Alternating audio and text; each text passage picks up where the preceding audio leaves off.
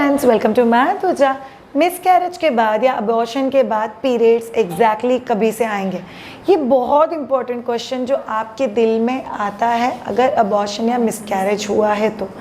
हम लोगों ने बात की है नेचुरल अबॉर्शन, नेचुरल मिसकैरेज, किसी मेडिकल रीज़न की वजह से मिसकैरेज, अ डिलेड मिसकैरेज। सो यूजुअली जो नेचुरल मिसकैरेज होता है ये पहले 3 महीने में होता है and most of the time जो मिसकैरेजेस होता है जिसके लिए अगर कोई मेडिकल रीज़न भी है तो वो पहले 5 महीने में हो जाता है। बहुत रेयरली मिसकैरेजेस 5वें महीने के बाद होते हैं। सो मिसकैरेज मतलब क्या? Unexpected loss of child inside the वूम या अनएक्सपेक्टेड डिसकंटिन्यूएशन आपके प्रेगनेंसी का। इसके एग्जैक्टली आपके ऊपर इफेक्ट, आपको मेंटली इफेक्ट हो रहा है, फिजिकली इफेक्ट हो रहा है। So physically and emotionally both the ways a woman is affected. आपको पता है जब मिसकैरेज होता है तब उसको क्या क्या हो रहा है? उसको हेवी ब्लीडिंग हो रहा है, उसको बहुत क्रैम्पिंग के साथ ब्लीडिंग हो रहा है और वो ब्लीडिंग ज़्यादा दिन कंटिन्यू भी रहता है। अगर आपका एकदम इमीडिएट मिसकैरेज है, मतलब जस्ट प्रेगनेंसी टेस्ट पॉजिटिव है and there is a miscarriage, तो आपको यूजुअली वैसा ही ब्लीडिंग होता है जैसा आपको पीरियड्स में होता होगा, प्रॉब्ली थोड़ा सा हेवी ब्लीडिंग। अगर आपको दूसरे या तीसरे महीने में मिसकैरेज है तो ऑब्वियसली आपको ब्लीडिंग ज़्यादा होगा, और अगर आपको चौथे 5वें महीने में अगर मिसकैरेज हुआ है तो ब्लीडिंग आपको ज़्यादा होगा। पीरियड्स एग्जैक्टली कभी आता है? सो ऑल ऑफ यू, आपका मिसकैरेज या अबॉर्शन होने के बाद 4 से 8 हफ्ते की रेंज में आपको कभी भी पीरियड्स आ सकते हैं। क्या ये पीरियड्स थोड़े बहुत अलग हो सकते हैं? यस, हो सकते हैं। पहली बात, आपका जो फिजिकल रिकवरी है, अगर आपका मिसकैरेज 1 महीने प्लस प्रेगनेंसी में हुआ है तो आपको फिजिकल रिकवरी के लिए उतना ही समय लगता है जितना आपको प्रॉपर चाइल्ड बर्थ के बाद लगता था। इसका मतलब फर्स्ट 40 डेज ऑफ रिकवरी आपके लिए डिफ़िकल्ट रहेगा। उसमें breast engorgement, heavy bleeding, stomach cramping, lower back pain, ये सभी चीज़ें हो सकती है। इनफैक्ट आप लोगों को पता होना चाहिए आपको ये सभी चीज़ें पीरियड्स में भी होगी। जैसे पीरियड्स में होने वाला बैक पेन ज़्यादा हो सकता है, पीरियड्स में होने वाला स्टमक क्रैम्पिंग ज़्यादा हो सकता है, पीरियड्स में जो ब्लीडिंग हो रहा है उसको आपको ऑब्जर्व करना बहुत ज़्यादा ज़रूरी है।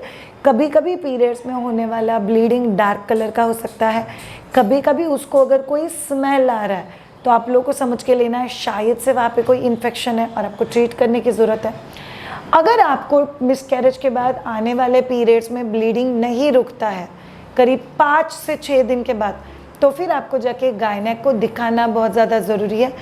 टू मच हेवी ब्लीडिंग अगर होता है तो फिर उसकी वजह ये हो सकती है कि आप लोग के हार्मोन्स अभी तक रेगुलेट नहीं हुए हैं और उसकी वजह से आपको टू मच हेवी ब्लीडिंग हो रहा है। इस केस में आप लोगों को डॉक्टर को दिखाना बहुत ज़्यादा ज़रूरी है। सेकेंड, कई बार आपको स्कैंटी ब्लीडिंग हो सकता है। स्कैंटी ब्लीडिंग मतलब क्या? आप लोगों को बहुत ही कम ब्लीडिंग या स्पॉटिंग हुआ। इसका मतलब क्या है?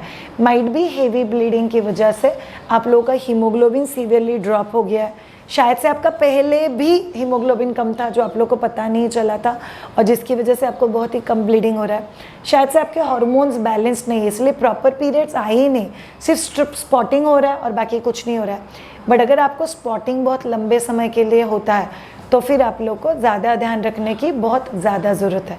सो याद रखो ऑल ऑफ यू, जब भी मिसकैरेज की या अबॉर्शन की बात होती है तभी आप लोगों को दोनों ही बातें समझना बहुत ज़्यादा ज़रूरी है कि उसका फिजिकली इफेक्ट क्या है और उसका इमोशनली इफेक्ट क्या है। अब जाते हैं इमोशनल इफेक्ट पे। अगर आप लोगों का रिकवरी इमोशनली अब तक अच्छा नहीं हुआ है फ्रॉम द टाइम जब भी आपका मिसकैरेज हुआ है, तो आपको पीरियड्स के दौरान मूड स्विंग्स ज़्यादा आ सकते हैं, बहुत ज़्यादा चिड़चिड़ हो सकता है। उसी के साथ अगर आप मेंटली स्ट्रेस में हो, अभी तक कम्प्लीटली रिकवर नहीं हुए हो, तो आपको ब्रेस्ट पेन ये भी हो सकता है और आपको सीवियर नेक पेन हो सकता है। शायद नेक पेन का स्ट्रेस से क्या कनेक्शन? बहुत लंबा कनेक्शन है। अगर दुनिया में किसी को भी स्ट्रेस बहुत लंबा रहता है और उस बंदे ने एंग्जाइटी अगर अच्छे से मैनेज नहीं किया हुआ है तो उन लोगों को स्ट्रेस की वजह से, एंग्जाइटी की वजह से नेक पेन होना बहुत ज़्यादा नॉर्मल है और उस नेक पेन को मैनेज करने की जिम्मेदारी हम लोग के ऊपर आती है। So all of you understand, जब भी आपको मिसकैरेज या अबॉर्शन के बाद फर्स्ट पीरियड्स आता है, प्रिफरेबली आपको डॉक्टर को पूछ के सप्लीमेंटेशन लेना ज़रूरी है अगर आपको हेवी ब्लीडिंग हुआ है तो। दूसरी बहुत इंपॉर्टेंट चीज़, अगर आप लोग को ब्रेस्ट एंगॉजमेंट फील हो रहा है, स्पेशली पीरियड्स के समय ब्रेस्ट में बहुत ज़्यादा दर्द हो रहा है, तो आपको cold cabbage leaf hot fermentation, गर्म पानी ब्रेस्ट पे से डालना, ये चीज़ें बहुत ज़्यादा हेल्प कर सकती है।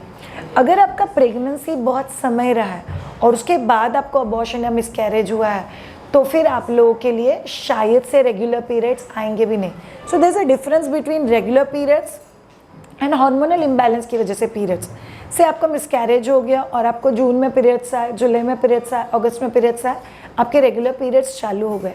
बट कई बार ऐसा हो सकता है कि आपको जून में पीरियड्स आए, जुलाई अगस्त आए ही नहीं और सितंबर में आए। इसका मतलब क्या, जो आपको पीरियड्स आए वो रेगुलर पीरियड्स का हिस्सा है ही नहीं। इट वॉज जस्ट आपका अबॉर्शन हो गया, फिर अंदर गद्दी तैयार हो गया और कुछ हार्मोन के चेंजेस की वजह से आपको पीरियड्स आ गए, but they are not the regular periods. So ये चीज़ आप लोग को पता होना बहुत ज़्यादा ज़रूरी है। सो प्रीफरेबली आप लोग क्या क्या कर सकते हो, टेक अ प्रॉपर रेस्ट, ये आपके लिए बहुत ज़्यादा ज़रूरी है। प्लीज़ अंडरस्टैंड, बेड रेस्ट नहीं करना है, but take a proper rest.